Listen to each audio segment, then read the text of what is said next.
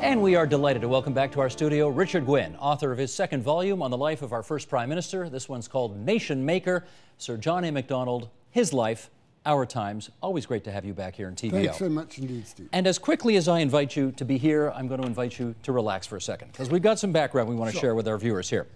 Sir John A., for those who are perhaps new to Canada and don't know, or for those who are not new to Canada and should know, was born in Scotland, January 11th, 1815. He served 19 years as Prime Minister of Canada. That's the second longest tenure of any of our Prime Ministers. He won elections in 1867, 1872, 1878, 1882, 1887, 1891. Yes, you are right if you notice that he lost one in the middle there. That makes him one of only 3 Prime Ministers to win an election after losing one. Mackenzie King and Trudeau, the others, and only one of 2 Prime Ministers to die in office, John Thompson being the other one. Now, in your first book, The Man Who Made Us, you chronicle Macdonald from his birth to as he becomes Prime Minister. And we talked about that book at the Monk School a couple of years ago when that came out. Yeah. And let's just, again, for the purposes of putting some background out there, do a quick précis of that conversation, and then we'll come back, and I promise we'll talk about this one. Michael, roll tape. He was a superb storyteller. He was superb at repartee. He was learning how people actually work. How he always believed that what matters in politics is human nature. It's not grand theories. It's not grand policies. It's how people behave and how society behaves. It's often assumed that because he did so well, he always went into politics to do well. I don't think he did. I think he went into politics to make money because he was a lawyer. And for a lawyer, it's money for jam once you know how the government works, once you made a few contacts. He wasn't English, we have to remember, right? He was a Scotsman. How did that help, being a kind of a minority in the country at the time? The Scots had their own legal system. They had their own education system. They had their own language, although it was dwindling. But Macdonald's mother, Helen Macdonald, her first language was Gaelic. And a number of Scots who came to Canada were unilingual Gaelic. And I wrote in a book that I believe quite often when Macdonald looked at Quebec, which was then Lower Canada, he saw Scotland. You tell us that perhaps the best decision he made was the decision not to become American. There was a lot of reason to be anti-American. What Macdonald did, and why I described him as the first anti-American, was he added political skill and political component to this sentiment, this anti-American sentiment. Confederation was not at the time that big a deal. Out of it has flowed everything, but the other decision was not becoming American. That's the one that made us where we are. And let's pick up on the everything now. It's Volume 2. Sure. It's 1867. We are a country, having just been created from 4 colonies, Ontario, Quebec, New Brunswick, Nova Scotia. If you were a betting person that year, how much money would you have put down on the notion that Canada would still be around 144 years later? Very, very little. How come? And you'd have been right to do it. And at that time, 1867, those British people, reasonably well informed about Canada, and some were, and those Americans who were the same, and I'm talking about people who had no bad feelings, no hostile feelings toward Canada, took for granted that Canada would disappear from the map within a few years. The guessing was that Canada, which had gone halfway toward becoming a country, we were still a colony, it's often forgotten, after Confederation we were still a colony, but that we would go all the way to being independent and become a country, and then realize that it made no sense because all the power, all the wealth, all the population was in the United States. And all the lines, natural lines of geography and communication, transportation, finance and so on, were north-south. And they wanted us. They wanted us, of course they did. They wanted, it was manifest destiny, they wanted to stretch up to the pole. And 2 things stopped them. One was the very curious, hard to understand, objectively, cold-bloodedly, choice of Canadians not to become Americans. They just didn't want to become Americans. The second one was this guy, John A. Macdonald. By some fluke, we were very lucky. We were a runty little backward provincial colony on the edge of civilization. That's all we were in 1867. We shouldn't pretend anything more. We had in John A. Macdonald what I honestly, and I've looked at things, with some care, I would put him in the absolute top class of all national leaders in democracies. That is, I would put him up there with Benjamin Disraeli, the British Prime Minister, and Abraham Lincoln, of course, the great American So the president. best of his time, you mean? Best of his time. He was just, it's uncanny that such an able politician, and he was extraordinary. I can tell you, give you examples of his ability to understand what was really going on, then figure out how to manipulate the politician into doing what he thought was necessary. And what he always thought was necessary was to build Canada. Well, you've compared him to other leaders of other democracies, and let's just let's figure out how much democracy we actually had going on in the country at the time. Because remember, Canada's a country of 3.5 million people at the time, basically one city. And it's not the city we're in now, it's Montreal. No. Toronto's 60,000 people. Toronto was quite small. How much democracy do we have in Canada at the time? At the time, well, actually only about 20% of people had the vote. No women, to start with. No native people, no aboriginals to add to that. And then anybody who didn't own property. And you had to own a minimum amount of property. The theory being that those people who had property, had a house to protect or whatever farm, were part of the system and would act in a sensible, sober way. A lot of them weren't sober, of course, at all. But that was standard. And that was, the 19th century was the great century when the idea of democracy becoming general, among men still, was born and was argued about. And in Britain, while they had fewer, that was in part an accident, because in Canada, you got off the boat and you were given a plot of land. So, you know, you had the property qualification relatively easily. In Britain, they didn't. But they had real great debates about franchise reform in Britain. And in the States, of course, in the 1840s, they gave it universal franchise to men, but not to black men. From your book, no Canadian politician, either afterwards or before, has ever done better in elections than McDonald. From Confederation on, he would compete in 7 and win 6.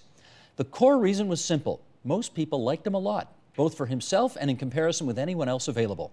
Ordinary people outright loved him because he was funny, unstuffy, a natural showman, daring, treated all as equals, and was adept at putting down hecklers in a way that never humiliated him.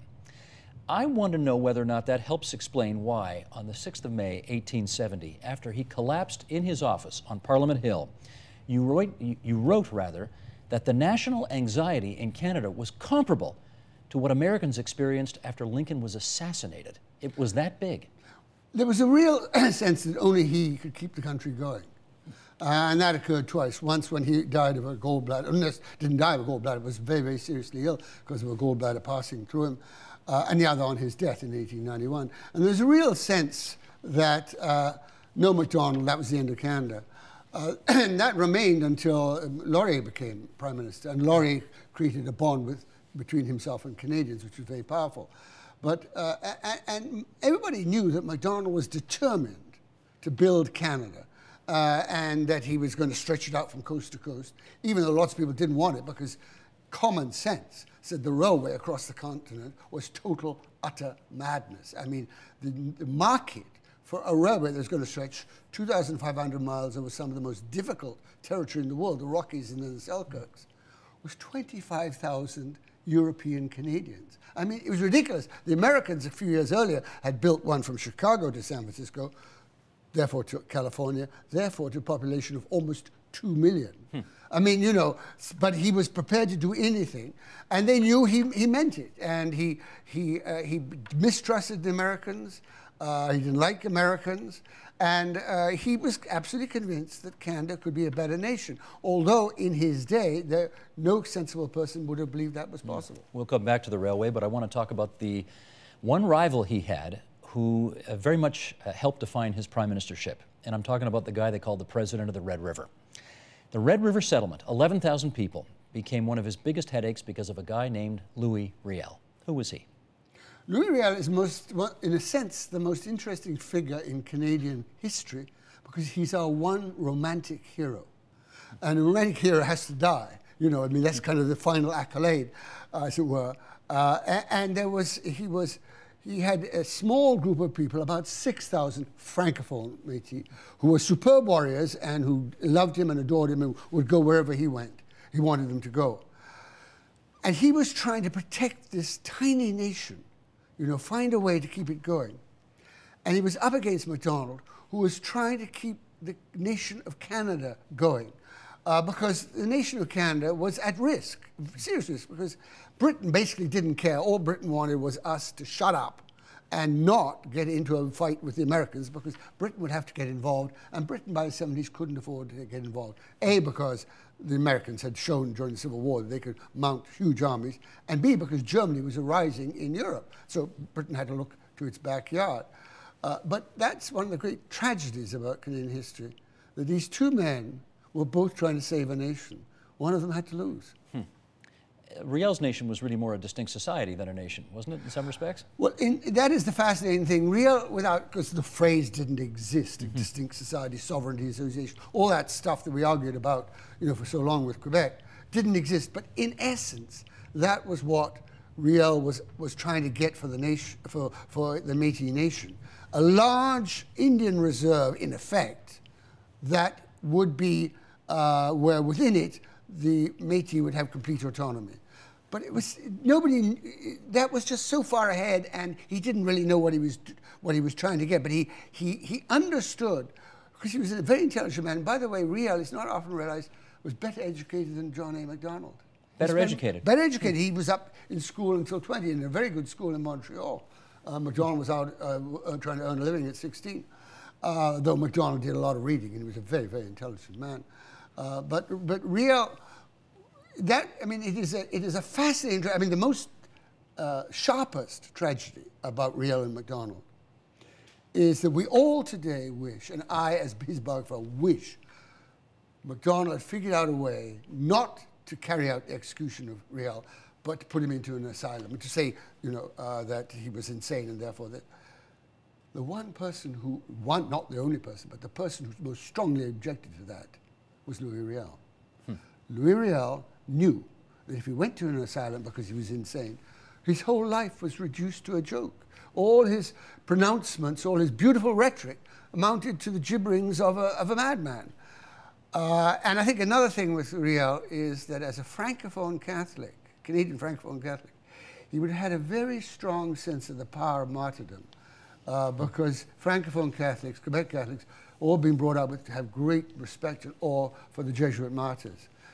So those are all the elements of an incredibly powerful tragedy, which I think too often has been blandified or narrowed down into a kind of victim-oppressor narrative. It's much richer as a tragedy. But having looked at it, and we're going to fast forward a few years now, we're 1885, Riel, having left for the States, comes back, the Battle of Batoche happens in Saskatchewan, 12 Mounties killed, he eventually gets captured. Yes, they put him through a show trial and he's hanged. You've looked at it. Why, in almost every other endeavor of his life, John A. Macdonald looks for a compromise where it's a win-win situation, but not here. Why didn't he look for it here? I don't entirely know.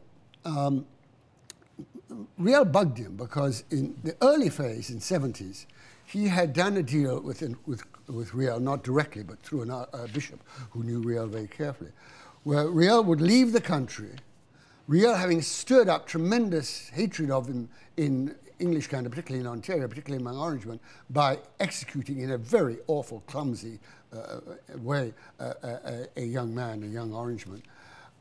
And Macdonald realized that the only way to solve that problem was to get Riel out of the country. So he illegally gave him money from the government. And then Riel kept on coming back. And Macdonald felt he'd broken a deal. The other thing is that Macdonald had a very high respect for the law.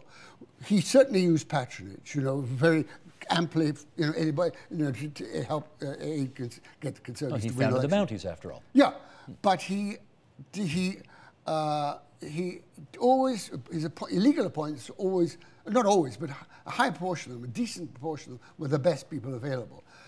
And he had a great respect for the law, that the law stood between anarchy and all the rest. And those kind of things in the 19th century, which was pretty rough, were important. So I think there is a good argument to be made that he did it because he believed that was what the law required. Let's come back to the railway. I still wish he hadn't done it. You still wish he hadn't done it. Let's come back to what still, to this day, may be the worst ever political scandal in Canadian history. And as great as he was, he sent what you've described as the most famous telegram ever sent in Canadian history. And it read very simply, immediate, private. I must have another 10,000. Will be the last time of calling. Do not fail me. Answer today. John A. sent this telegram to whom? Well, he sent it to Sir Hugh Allen, who was the man who was going to become president of the CPR. And it was a terrible telegram for two reasons. One, it was immoral, okay? I mean, he was taking money, very large election funds, from a man who was about to get this plum monopoly of the railway across the country. Secondly, it was almost more serious, it was very, very stupid, because he, a lawyer, was signing his name to a document that could hang him. I mean, he was saying to this man, Allen, send me money, send me $10,000, which was a lot of money then, for the election. He was, surprise, surprise, drunk. And through that election, he drank an awful lot in that election. And he did something that he very, very seldom did when he got drunk, because he was a binge drinker. He wouldn't drink for months, and then he'd suddenly he'd just get blotto. But he never made important decisions when drunk. That time he did. And he was caught, and he deserved to go down. And he deserved to go down, to my way of thinking, not because of the scandal as such, because that was serious, very serious. Of course he deserved for that, but also because he had given Canadians good reasons to believe that he was selling out to the Americans, because Allen was lying to every single person, let alone McDonald. He was also lying to the Americans. But he had promised the Americans control of Canada's transcontinental railway while he would pretend to be the prime owner of it. It was a scandalous behavior by Allen. Canadians could legitimately think that their great patriot leader was fiddling with the Americans. He wasn't, but that was a legitimate attitude. But we should clarify, the money, the $10,000 he asked for, was not for him personally as a bribe, it was for the party, right, to contest the election. No, he was, you're quite right, and that's an important distinction. I mean, it doesn't exculpate him, but he never took money for himself. He never sat in a hotel room waiting for a lobbyist to bring in a fat envelope of money for him. Who could that possibly be a shot at? I can't think of, but I've just read it somewhere. But he did take it in large amounts for the Conservative Party, and that was in 72-3 we're talking about. He did it again in the 80s when the second CPR, the one that actually worked and built the CPR, and there's this incredible letter from the president of the CPR, that's what I would call the second CPR, to McDonald, complaining that he had given him $1 million, at least $1 million. That's about $30 million over half a dozen years in today's country. Incredible amounts. He was doing it again, and he got away with it the second time. McDonald spoke in the House of Commons for 4 hours, putting himself at the mercy of the House. And here's what he said. He said, "There does not exist in Canada a man who has given more of his time, more of his heart, more of his wealth, or more of his intellect and power, such as it is, maybe, for the good of the Dominion of Canada." Were those words true? They were. I mean, he did give his life for this country. And he really did, because in his last election, he basically killed himself. It was in the middle of the winter, 1891, and he was out campaigning, sometimes giving 2 speeches a day in the fresh air. I mean, it was just incredible. And he died a few months later. And he was fighting against free trade. And I believe he was absolutely correct that Canada was too fragile. If we'd gone into free trade in the United States, we would have just disappeared into the American war. So he was correct. I also think he was a very, very, very canny politician. I mean, it's almost awesome. He's almost at the genius level as a politician, given he had to learn it all himself. There was no template, was there? There was no template, and he wasn't in a sophisticated society like Britain or the United States. He had to do it all by himself. And so he was utterly remarkable, but I think he was already thinking about, how do I get back? Well, that's interesting, because of course he did go on to lose that election in 1874. No. Did most people at the time, after he'd lost, think, okay, he's done, that's it? Oh, everybody did. Everybody was just taken for granted he was finished. What he did, because he was smart, was hang back, not get into fights in the House of Commons, let the Liberals hang themselves by making the mistakes that everybody does make. And then he waited for the right moment and started to come back. And he came out with this national policy, the high tariff policy, to protect our manufacturers against the Americans, give our manufacturers a chance to grow, and so on.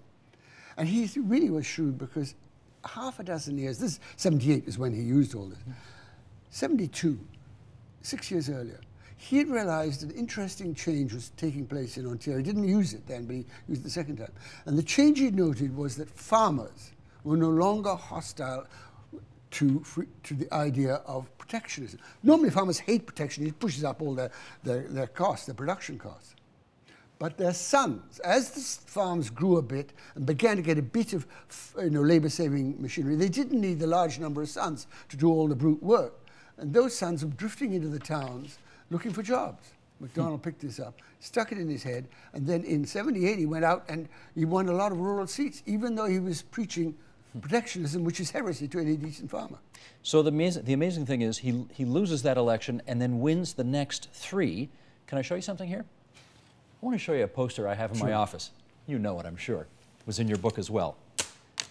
This is a poster I've got on my wall in my office. And what I love about it, besides the fact that it looks so great, this is the poster for the 1891 election. And could you possibly, in a million years, win on a slogan of the old flag, the old policy, the old leader today? It seems completely a ridiculous thing to run on. How did that work? It was enormously successful, but there's keep that up in front of the camera because it's got a fascinating thing in it, which your viewers will be interested in. It starts out by saying the old flag, then the old policy, then the old leader, okay? But it's not the old flag. The old flag was the Union Jack. That is the red ensign. McDonald slipped the red ensign into that poster. The red ensign by then was starting to become a national flag. It wasn't officially a national flag, but it was. It had to have the Union Jack on it, of course, because we were, it was our mother country. So it's actually not the old flag; it was the new flag. It was the new flag, but he called it the old flag. Huh. But he was definitely the old leader. Of course, the rest is quite correct. Yeah. The old policy is the national policy, high tariffs, and the last one, of course, is the old leader. And the old policy. Can I say something about the old policy? Please. It's really fascinating. Yeah. He was arguing that we shouldn't go into free trade because we would slip into the American control and eventually become Americans. 2 people after the election said he was right. One was the former Liberal leader, a man called Edward Blake, a very, very able lawyer who had thought this for some time, was shut up by the Liberals during the campaign. As soon as it was over, he couldn't hold it out anymore, and he said, if we had gone into free trade, we would have become American. The other person who said it was the best informed person in North America, the US president, a man called Benjamin Harrison, of no account. But he, a few months later, said to his Secretary of State, talking about Canada, he could not see how if Canada went into free trade, which is what was called reciprocity then, it wouldn't have been followed by economic union, with all the decisions being made in Washington, and that once you've got economic union, political union is inevitable. He agreed with McDonald without really knowing it, let alone admitting it in public. And of course, 1911, Laurier lost the election on reciprocity, being in favor of it, and it took 70 some odd more years before we got it. Yeah, and in a sense, I don't know to what, because I haven't studied the 1911 election, but there is a certain parallel between Trudeau, he retires, comes back on the Meech Lake, and turns the tide against the Meech Lake Agreement. And McDonald, from the grave, as it were, is influencing Canadians' feelings, because in 1891, his last election, he persuaded Canadians to vote against their pocketbooks. I mean, Canada was in a state of depression. We were losing Canadians pouring across the border because there were no jobs from the air. And yet, and although quite obviously free trade was enormously beneficial to Canada, Canadians voted against it. Not bad. Some things in the course of history are inevitable. And I wonder whether you think, having now written 2 very fine books about this man, whether you think Canada, without Sir John A., somehow still would have happened.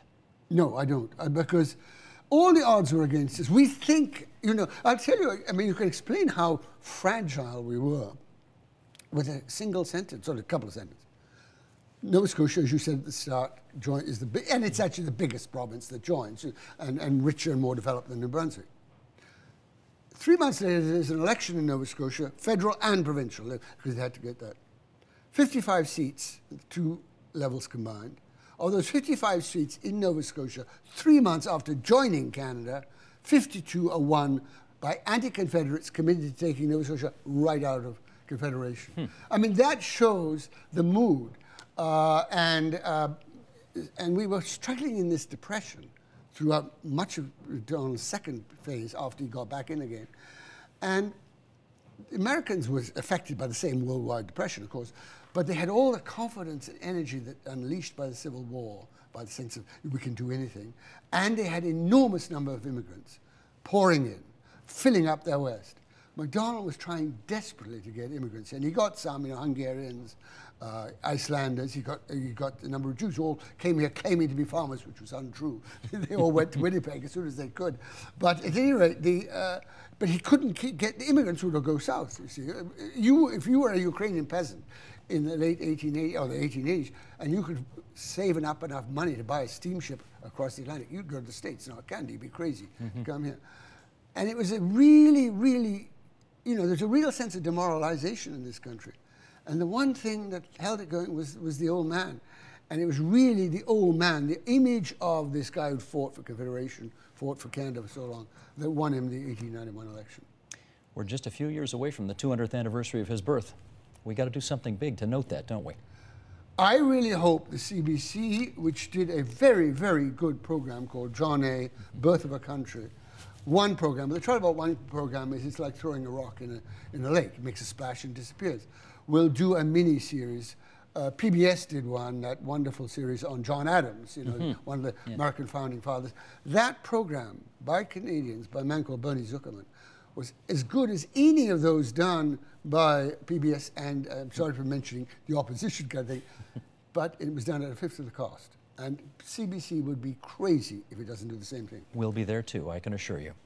The name of the book is Nation Maker, Sir John A. Macdonald, His Life, Our Times, Volume 2, 1867, from the birth of the country to 1891, Macdonald's death. Richard Gwyn, great book. Thanks for coming in tonight. Thank you very much. I enjoyed it.